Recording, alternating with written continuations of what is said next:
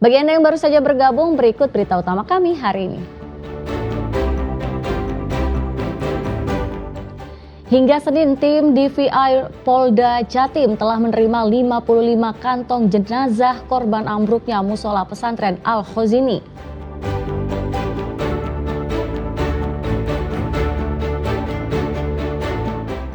Minibus berpenumpang 7 orang terjun ke jurang 30 meter di Mojokerto. 2 orang meninggal.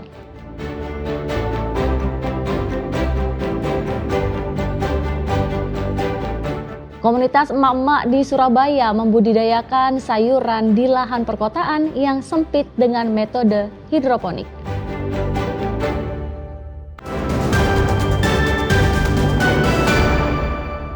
Tim DVI Polri di Rumah Sakit Bayangkara Polda Jawa Timur hingga Senin pagi telah menerima 55 kantong jenazah. 5 diantaranya bagian tubuh korban ambruknya bangunan musola Pondok Pesantren Al-Khozini, Sidoarjo. 10 jenazah telah diidentifikasi, sedangkan sisanya masih dalam proses verifikasi.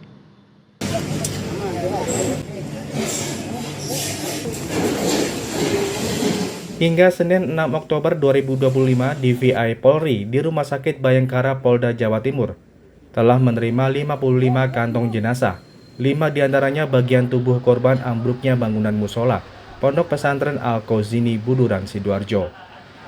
Dari total tersebut, 10 jenazah diantaranya telah berhasil diidentifikasi dan telah diserahkan ke pihak keluarga. Senin siang masih ada 40 kantong jenazah dan 5 kantong bagian tubuh korban yang masih diidentifikasi oleh tim DVI Polri di Rumah Sakit Bayangkara Polda Jawa Timur. Dari 55 itu 5 body part, ya, 5 body part. Kemudian yang 5 teridentifikasi waktu di Sidoarjo. Untuk teman-teman yang lain di sini, yang pertama kemarin 3, terus tambah 2, berarti total yang sudah teridentifikasi 10. Ya, yang ini masih berjalan identifikasi terus dan sampel DNA sudah saya kirim. Tim DVI berharap para orang tua korban terus memberikan informasi sebanyak-banyaknya data korban, termasuk jika memiliki foto korban yang terlihat gigi sebagai data pembanding. Selain melakukan identifikasi manual, data primer melihat struktur gigi dan data sekunder melalui ciri-ciri tubuh dan pakaian, Bitdokes Polda Jawa Timur juga melakukan pemeriksaan DNA terhadap jenazah dan bagian tubuh korban. Wahyu Pratama dan Sri Rama melaporkan dari Surabaya.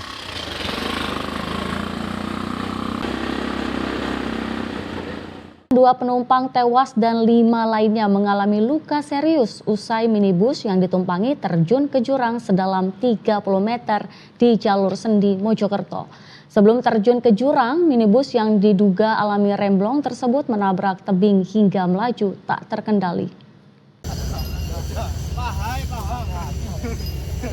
Kecelakaan ini terjadi di jalur wisata Sendi, Kecamatan Pacet, Kabupaten Mojokerto, Minggu sore. Erawati dan Hesti Rahayu, penumpang minibus yang tewas dievakuasi ke Rumah Sakit Sumber Gelagah Pacet.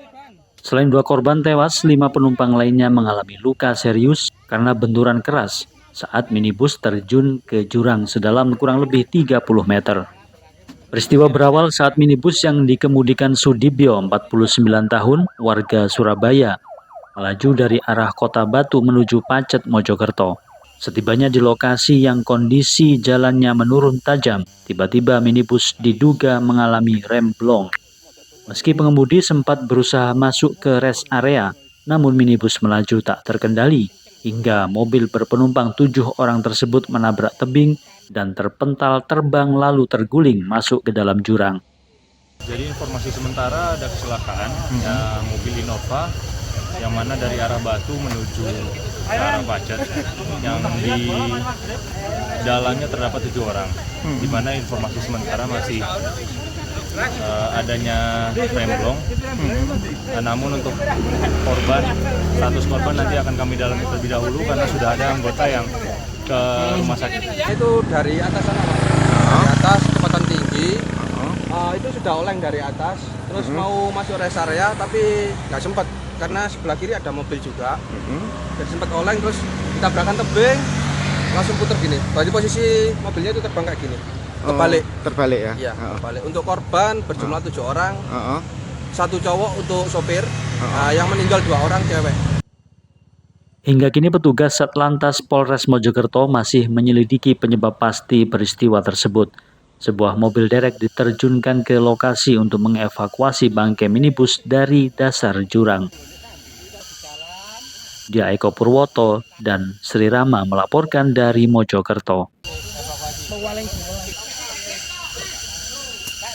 Ya, tidak mudah mengembangkan budidaya tanaman di wilayah perkotaan seperti Surabaya. Lahan yang terbatas dan cuaca panas menjadi tantangan utama. Namun siapa sangka di tengah padatnya pemukiman warga, sekelompok ibu-ibu justru mampu menghijaukan lingkungannya dan menghasilkan sayuran segar melalui teknologi hidroponik.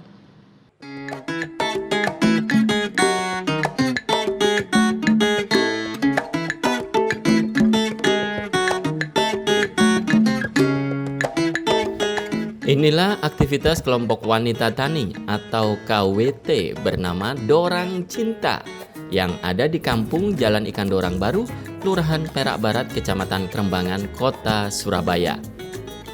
Mama ini bersemangat untuk panen sayuran di lahan greenhouse hidroponik di lingkungan tempat tinggal mereka. Kali ini warga panen selada merah. Selada merah bisa panen secara berkala dalam 1 bulan hingga mencapai 5-10 kg. Hadirnya kelompok tani perkotaan ini, warga juga terbantu karena bisa membeli sayuran segar yang tak jauh dari rumah.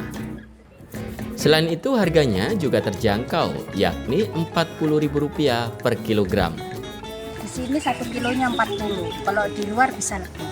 Nah, selada merah saya suka karena terutama selada merah ya, bisa buat lalapan, bisa buat salad gitu. Aman loh di sini, hidroponik dan nutrisinya saya juga sudah tahu. Selada merah sama selada hijau sama-sama istimewa, sama-sama bagus. Cuman ini lebih iya, kayaknya peminatnya lebih banyak selada hijau. Tapi saya suka juga selada merah. tiap panen pasti beli di sini Bu ya? Iya, nggak hanya sayur selada aja, ada pakcoy. Pokoknya tiap panen di sini pasti saya beli.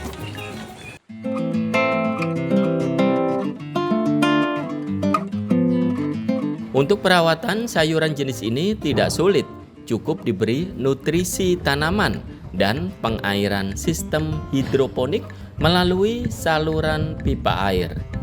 Tanaman juga tidak terpengaruh cuaca panas di Surabaya karena terlindungi oleh bangunan greenhouse berukuran 6x12 meter yang dibangun dari dana bantuan pemerintah kota dan patungan warga. Kelompok tani ini berdiri tahun 2019 lalu ketika pandemi. Saat itu emak-emak ingin berkarya dengan menyalurkan hobi bertanam hingga munculnya pertanian perkotaan. Ini semua sayur sama ya perawatannya karena kita hidroponik ya. Kalau hidroponik itu perawatannya cuma dari ngatur pH aja ya. Kalau rata-rata pH-nya itu kan diisi Abimix ya, nutrisinya Abimix. Kalau pH-nya itu 6,5 dianggap sudah bagus. Tapi kalau lebih dari 6,5 kita kasih pH down. Itu aja perawatannya. Bu, untuk panennya berapa bulan? Kalau untuk selada merah 1 bulan sekali lah. Kebetulan kita hari ini panen selada merah ya. Untuk manfaatnya selada merah ini mengatur tekanan darah tinggi dan mengatur tekanan jantung ya. Keduanya juga antioksidan. Selain selada merah, kelompok tani wanita ini juga membudidayakan sayuran lain seperti selada hijau, tomat, terong, cabai, hingga gubis organik. Hadirnya kelompok tani perkotaan hidroponik ini, Kampung Ikan Dorang, juga meraih penghargaan program Kampung Iklim atau Proklim dari Kementerian Lingkungan Hidup dan Kehutanan atau KLHKRI. Sujianto dan Sri Rama melaporkan dari Surabaya.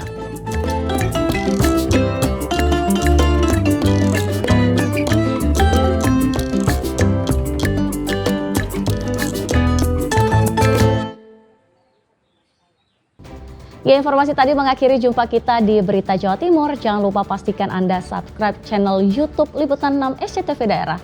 Atas nama rekan yang bertugas, saya Teatrika Putri mengucapkan terima kasih atas perhatian Anda. Selamat beraktivitas dan sampai jumpa.